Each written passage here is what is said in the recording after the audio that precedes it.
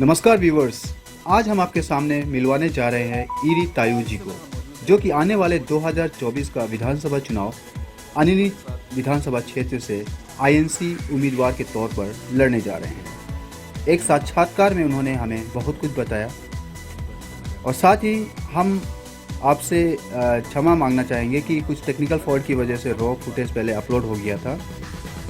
अब ये फुटेज जो है अभी का जो है वो ओरिजिनल फुटेज है। सबसे पहले मेरा नाम ईरी तायू है। मैं दिबांग वैली डिस्ट्रिक्ट से बिलोंग करता हूँ। तो तायू जी, सबसे पहले हम ये भी आपसे जानना चाहेंगे कि देखिए, आपका जो जगह अनिनी है वो काफ़ी पुराना जो है एक डिस्ट्रिक्ट है। तो थोड़े दिन पहले जो है हमें सुनने को मिला एनएचपीसी के बारे में काफ़ी कुछ हुआ। तो आप हमें क्या कहना चाहेंगे इसके बारे में? एनएचपीसी का बारे में बहुत सारा डिटेल है। संक्षेप में हम आपको बताना चाहेंगे। 2001 टू 2006-07 तक हम लोग एंटी डैम प्रोटेस्ट किए।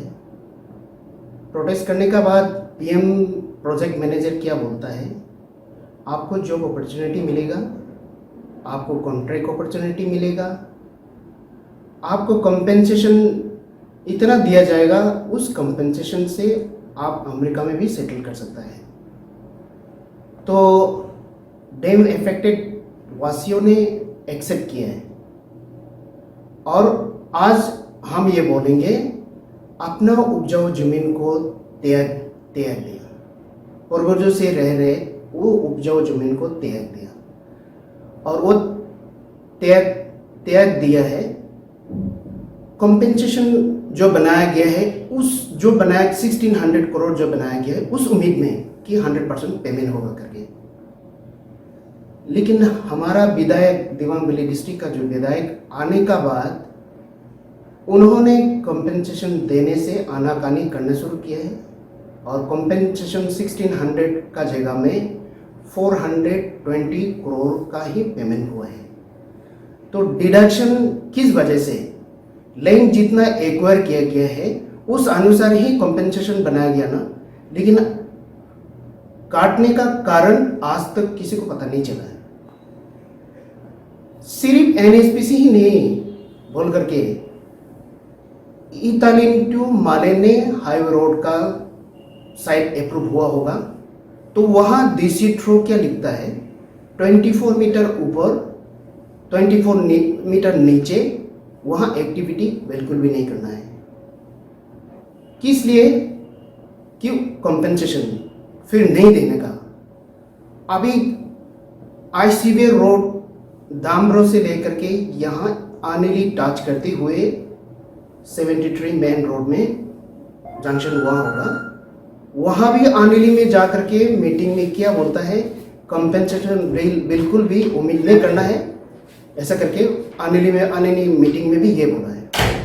फिर इटालियन डैम जो अभी जिंदल का अंदर में है, अभी तक जिंदल का अंदर में है, तो उन्होंने ये बोल रहा है मीटिंग में कंपेंसेशन जैसे गवर्नमेंट देगा वैसे एक्सेप्ट करना है, जीतबाजी नहीं करना है करके इटालियन मीटिंग कंडक्ट करके ये बोल रहे हैं।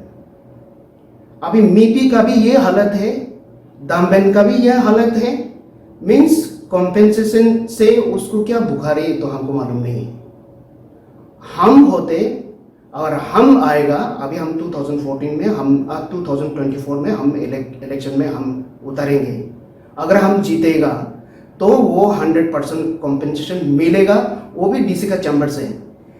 सिस्टम ऐसा है कि लैंड एक्विजिशन होता है और उस लैंड का कोई ना किसी का कस्टडी में होता है और लैंड एक्विजिशन के लिए जो प्रॉपर्टी ओनर को बुलाया जाता है और प्रॉपर्टी असेसमेंट करने का बाद फिर डिपार्टमेंट क्या करता है, डिपार्टमेंट उसका अगेंस्ट में बिल बनता है और बिल बनाने का बाद, बिल अप्रूव हो जाने का बाद पेमेंट करना होता है। लेकिन यहाँ हम एक विधायक होने के नाते, मीन्स अगर हम विधायक होते तो हमारा इंटरफेरेंस तो वहाँ बिल्कुल भी नहीं होना है। कि प्रॉपर्टी जिसका जा रहा है और प्रॉपर्टी को असेसमेंट करके बनाया गया है उस अनुसार पेमेंट उसी को मिलेगा। हम कौन होता है वो मैंने इंटरफेयर करने का। तो हम मैंने एनएसपीसी दिबांग वैली डिस्ट्रिक्ट का जो एनएसपीसी कॉम्पेंसेशन को लेकर के जो सुप्रीम कोर्ट जैसे कि हाई कोर्ट में चला गया, सुप्रीम कोर्ट में चला गया, ये कोर्ट क्यों? हम अगर आता है कल को जाकर के 24 में हम डेफिनेटली हम आएगा करके हम सोचता है, हम डेफिनेटली हम आएगा और हम 100% डीसी का चैम्बर से हम दिलाएगा।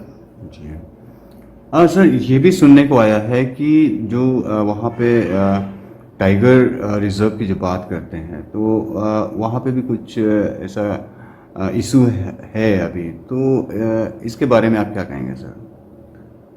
एक्चुअली टाइगर हमारा इडोमिस्मी का माइथोलॉजी का अनुसार हम एक ही गोद से है, मीन्स एक ही माँ से जन्मा है। तो उसको लेकर के आज तो उसको प्रिजर्वेशन करके रखा है, हम कंजर्वेशन कल्चरली ट्रेडिशनली हम लोग प्रिजर्व करता है। उसको इम्पोज करने का कोई जरूरत नहीं है। हाँ ठीक है, ये यूनिवर्सल इशू है। यूनिवर्सल इश्यूज को लेकर के हाँ हमारा विधायक का काम ये बनता है कि उसको टेबल करें, चर्चा का विषय बनाएं, चर्चा का विषय बना करके चर्चा करके यूनानिमस लेना चाहिए था, लेकिन पता नहीं है, हम तो ये सुनने को मिल रहा है कि वो ऑलरेडी नोटिफाइड हो गया। अगर नोटिफाइड हो गया, अप्रूव करके बैठा है, तो हमारा विधायक का ड्यूटी ये बनता है कि उसको जस्टिफिकेशन देने के लिए। जी तायू जी, थोड़ी देर पहले आपने जिक्र किया कि आप काफ़ी पॉलिटिक्स में जो रुचि रखते हैं, तो मैं ये जानना चाहूँगा कि आपका पॉलिटिकल कैरियर के बारे में मैं जानना चाहूँगा। आप किस तरीके से पॉलिटिक्स में, राजनीति में आपने कब कदम रखा, और अभी जो है आने वाला 2024 का विधानसभा चुनाव होगा, उसमें एज ए कैंडिडेट आप आ रहे हैं, तो इसके बारे में हम जानना चाहेंगे सर। 2009 में हम एनसीपी से लड़ा, 2014 में हम बीजेपी से लड़ा। हम जब लड़ते हैं इशू को लेकर के, इश्यूज को लेकर के, जैसे कि हमारा डिस्ट्रिक्ट को एजुकेशनली बैकवर्ड टाइटल मिला है, इकोनॉमिकली बैकवर्ड ऐसा टाइटल मिला है, तो हम उसको लेकर के मुद्दा उसको लेकर के हमने पॉलिटिक्स में हमने उतारा है। ऐसे ही पॉलिटिक्स जो है मजा करने के लिए खड़ा होकर के नाम माने ऐशो आराम के लिए हमने नहीं उतारा है। अभी 2024 को भी पब्लिक जो है क्या है कि हमको जोड़ करके अपना भविष्य देखता है, हमको जोड़ करके उम्मीद करके बैठा हुआ है। तो 2024 में हमको प्रोजेक्ट करके अपना उम्मीद जोड़ करके देख रहा है, तो हमको भी पीछे नहीं हटना चाहिए। तो हमने फिर लड़ने का मैंने निर्णय ले लिया। तो जब आप ऐसे कैंडिडेट, आप कौन सी पार्टी से आ रहे हैं इस बार? हम कांग्रेस पार्टी में ज्वाइन किया है। तो फिर जब आप 2014 का चुनाव आपने बीजेपी से लड़ा और 2009 में भी चुनाव आपने एनसीपी से लड़ा, तो आपने कांग्रेस पार्टी ही क्यों इस बार ज्वाइन किया है? क्या सोच क्या है आपका? कांग्रेस हमने देखा है डेमोक्रेटिक फॉर्म ऑफ गवर्नमेंट को विश्वास करता है। कांग्रेस इंटेग्रल ह्यूमनिज्म को बिलीव करता है। कांग्रेस इक्वल अपॉर्चुनिटी को बिलीव करता है। तब हमने कांग्रेस को चॉइस किया। तो जब आप जनता के बीच जाएंगे, जब चुनावी अभी माहौल गर्म है, धीरे धीरे सारा कुछ शुरू हो चुका है पूरे अरुणाचल में, तो आप जनता के बीच कौन से अहम मुद्दों को सामने रखेंगे? आपका विजन क्या है? मेरा मूल मुद्दा क्या होगा, हाफ क्या होगा, इकोनॉमी। जब हम इकोनॉमी के लिए उभरेगा, तब हमारा एजुकेशन बेहतर होगा, तब हमारा हेल्थ जो हैज़ार्ड डिस्ट्रिक्ट में मैंने डेथ रेट इतना हाई होता है, सुसाइड का केसेस भी बहुत है। उस सुसाइड का केस को लेकर के पार्लियामेंट में भी जिक्र हुआ है। उसका रोकथाम के लिए हर संभव हम कोशिश करेंगे। वो भी जैसे कि कोई जो है सुसाइड का कारण भी ये होता है कि हमारा भविष्य क्या है, हम कहाँ हैं, इकोनॉमिकली डाउन टूडन होने का वजह भी है सुसाइड, और हमारा कस्टमरी लॉ का वजह से भी है। तो उसको सुधार लाने के लिए एक समाज को इकट्ठा करके ये समाज सुधार का मने कार्य हमको करना है, क्योंकि लाइफ किसी का लाइफ जो है सुसाइड का पीछे में हम लोग मजाक भी नहीं करना है। मजाक तो तायू जी, जैसे कि आपने हमें बताया कि आप 2009 का चुनाव जो है एनसीपी से लड़ा आपने, फिर 2014 का जो है बीजेपी से लड़ा, तो आखिर क्या वजह रही कि इस बार जो आने वाला चुनाव है उसमें आपने कांग्रेस पार्टी को चूज़ किया और उस दिन कांग्रेस पार्टी में ज्वाइन किया आपने? ऐसे क्या वजह क्या है? हमने अभी जिक्र किया है, कांग्रेस इक्वल अपॉर्चुनिटी को मानते हैं, जियो और जीने को मानते हैं, इंटीग्रल ह्यूमनिज्म को मानते हैं। तो हम उस पार्टी को चुन करके हम हमारा डिस्ट्रिक्ट का भविष्य को उज्जवल करने का सोच के तहत हमने कांग्रेस में उतारा है। होगा कौन सा इशू को लेके आप बात करेंगे ताकि जनता को लगे कि हाँ, हमारा जो उम्मीदवार है इस बार का जो है वो वाकई में कुछ करना चाहता है? मूल मुद्दा होगा इकोनॉमी। इकोनॉमिकली हमारा डिस्ट्रिक्ट क्या टाइटल मिला है? इकोनॉमिकली डाउन टूडन टाइटल मिला है, एजुकेशनली बैकवर्ड डिस्ट्रिक्ट टाइटल मिला है, हेल्थ हैजार्ड का मतलब ये है कि डेथ रेट बहुत हुआ करता है और सुसाइड केस भी उतना ही है। तो ये एक चर्चा का विषय बना है, तो पार्लियामेंट में भी शायद चर्चा किया गया है, हमको सोर्स से पता चला है। हमारा मूल मुद्दा अभी हमने जिक्र किया है, मूल मुद्दा जो है इकोनॉमी, हाफ जो है इकोनॉमी के लिए हम उभरेंगे तो एजुकेशन बेहतर होगा, हेल्थ बेहतर होगा, क्योंकि हम आने में सीमित नहीं रहेगा ना। जब हम पैसा वाला हो जाएगा तो एब्रॉड जाकर के हम ट्रीटमेंट लेंगे, माने दिल्ली में जाकर ट्रीटमेंट लेंगे, दिल्ली में बच्चे को पढ़ाएंगे, तो हम इससे बेहतर एक उम्मीद दिखता है, एक बेहतर दिखता है। तो इकोनॉमिकली साउंड होने से तो हम जो इलेक्शन लड़ेंगे मूल मुद्दा इसका इर्द गिर्द में ही घूम करके हमारा पॉलिटिक्स होगा। तो अगर आप जीत कर आते हैं तो टॉप प्रायोरिटी, जैसे आपने इकोनॉमिक के बारे में बातचीत की, हमें बताया, हेल्थ के बारे में बताया, एजुकेशन के बारे में बताया, तो और कौन सा विषय है जिसको आप टच करना चाहेंगे, जिसको आपको लगता है कि इसको भी ठीक करना पड़ेगा? तो कौन सा डेवलपमेंटल सेक्टर जो है आप टच करना चाहेंगे? एक्चुअली क्या है, सरकार क्या बोलता है, सरकार ने हमारा डिस्ट्रिक्ट का प्रति उसने क्या अनाउंस किया है। जैसे कि इस बार का हमारा अभी विधायक का रिज्यूम में सरकार ये बोलता है दिवंगत डिस्ट्रिक्ट को सबसे हाईएस्ट फंडिंग किया है। बहुत अच्छा बात है, वेरी गुड। लेकिन हमारा विधायक वो एक एग्जाम्पल नहीं बता सकेंगे कि हमारा सरकार ने जो फंडिंग किया है उसमें से वो अपॉर्चुनिटी ले करके कोई एक करोड़पति हो गया हो, वो एक, हम तो ये बोलेंगे वो एक भी बताने नहीं सकेगा। तो इसका मतलब ड्रेन आउट उतना ही हो गया।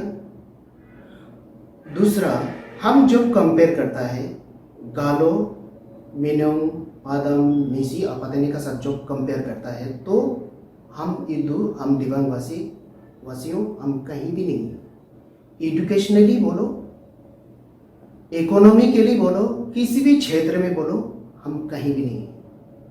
तो हमारा मुद्दा यही रहेगा कि बेहतर हो, और बेहतर होने के लिए आपको बेहतर नेता को चूज करना होगा।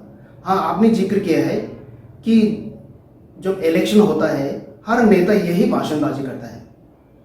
ये भाषणबाजी नेता करता है तो जो वोटर है उन्होंने जानना है कि किसको देने से ठीक है। जैसे कि आपने मुपी मिहो जी को मैंने टेस्ट किया है, मुपी मिहो जी का छत्र छाया में रह करके आपने कितना उन्नति किया है, समाज को कितना उन्नति हुआ है, तो आप मुपी मिहो को दे सकता है। अभी हम जब आएगा हमको भी टेस्ट कर सकता है। वोटर जो है अपना चश्मा से देखना होगा, तभी आप अपना नेता कैसा हो वो आपको मिलेगा। एमआरबेली एक ऐसा वैली है, वहाँ कनेक्टिविटी नहीं होने का वजह से सारा विलेजर्स जो है शिफ्ट कर गया, वो जो है इटालियन में। दूसरा मैं आपको बताना चाहूँगा, टिबेटियन जो चाइना से वहाँ डिस्प्यूट होकर के वहाँ से जो निकला था, वो एमआरबेली को एक अपना रूट बनाया था। वहाँ से आकर के आज वहाँ तेजू में सेटल है। तो चाइना जो है उस रूट को फॉलो अप कर रहा है, इंक्रोज भी कर रहा है। ये इंटरनेशनल वो बाउंड्री का जो लॉ जो है उल्लंघन कर रहा है, तो उसका रोकथाम के लिए। और वहाँ का जो वासियों दोबारा अपना जगह में सेटल करें, क्योंकि जब सेटल करता है तो इंक्रोच बिल्कुल भी नहीं होगा। तो हमारा उस नीति के तहत हम रोड बना करके पब्लिक वहाँ रीसेटल हो जाए अपने जगह पे, तो इंक्रोच नहीं होगा। इसलिए मैं जो विधायक बनूंगा उसको उस रोड को प्रायोरिटी में देना चाहूँगा। तो इरी तायू जी, फाइनली जो है हम लोग के जो वोटर्स हैं उनको आप क्या अपील करना चाहेंगे आने वाले चुनाव के लिए? आने वाले चुनाव के लिए मैं दिवांग मेले के जितना भी वोटर्स हैं, मैं विनती करता हूँ आप अपना बहुमूल्य वोट हमें दें। हमने जितना भी प्रोमिसेस किया है, हमने जितना हमारा जो विजन है उसमें हम खरा उतरेंगे, और दिव्यांग वासियों को फले फूले उस नीति के तहत हम हर संभव हम कोशिश करेंगे। मैं फिर से दोहरा रहा हूँ, हमें अपना बहुमूल्य वोट दे और हमको भी आजमा करके देखिए, हम खरा उतारने का हम काम जरूर करेगा। नानी नावा नौनता ओमरो एने में कॉम्पेंसेशन ही उदा उजियो एने जी आमे जो सनासा ने मा आजाबाबू ना उदा उजियो एने में मा इनी दिबांगली डिस्ट्रिक्ट मा आमे खेवा एने में जो उदा उजियो मीमू में कंदो चांद जो ना बावा मीमू में जोम ना उदा उजियो nga haji में खिना दो एने तो पोमे दिबांगली डिस्ट्रिक्ट माची उनिलाई माचु ना चुचो मिमे हावे हो हो प्रोची निम पुम हो प्रोची लान लाइवा एने में आ nga ने में जोदो विपुबो nga हाय में nga हा ने जोई जी में ता अनि जी में आसाओ जी में